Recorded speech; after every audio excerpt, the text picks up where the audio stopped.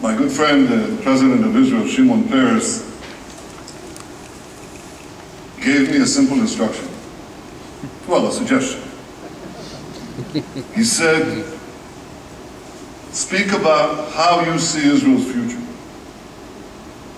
So here's my vision for Israel's future.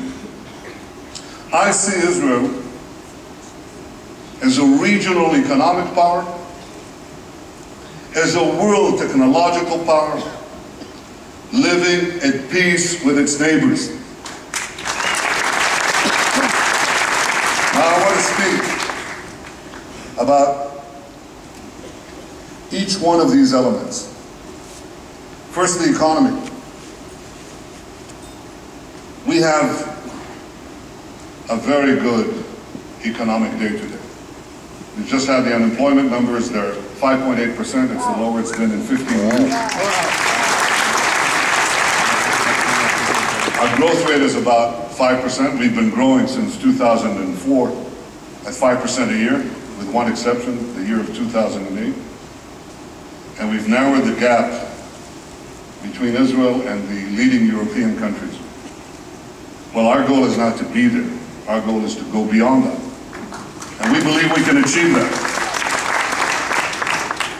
To get economic growth to where it is today, we had to open up our economy and allow the innate genius of our people, the creativity and entrepreneurship to burst through, and we've made a lot of reforms. I won't bore you with it. But the important thing is we can't rest on our laurels.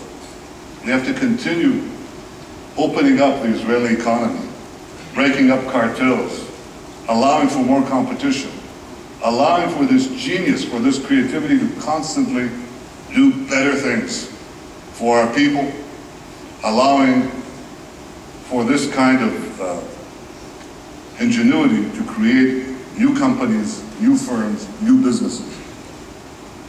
That's not enough. There are other things we have to do. The country is blocked, still blocked. Not so much in bureaucracy, even though it's still bad, and we'll make it better. It's blocked physically. Israel is one of the smallest countries in the world, but if you want to go from one side to the other, you think it's as big as Russia, because it takes forever. Well, we're changing that. We're changing that because we put in fast roads, and now we're revolutionizing the country by putting a transport grid. Fast roads right up to Kiryat Shmona, right into the Negev. You'll be able to go from Eilat to Kiryat Shmona without seeing a single traffic light. And that's coming. It shouldn't surprise you because you see that in many of the countries that you come from. But in Israel, we've been living in a narrow corridor between Hadera and Gedera on the coastal plain with a little adjunct in Jerusalem. And my vision is to open it up, to open up the Galilee, to open the Negev, to realize Ben-Gurion's dream, open up the country. And the way you open up a country is by opening it up and connecting it with a fast transportation grid. This includes railroads. We're now in the process of planning a rail link from Tel Aviv through Ashdod down to Eilat. We're going to connect the Red Sea to the Mediterranean Sea. We're going to have the ability to allow goods from Asia to go to Europe and vice versa. Now the Egyptians are building a railway line along the Suez Canal. I asked, why are they doing it?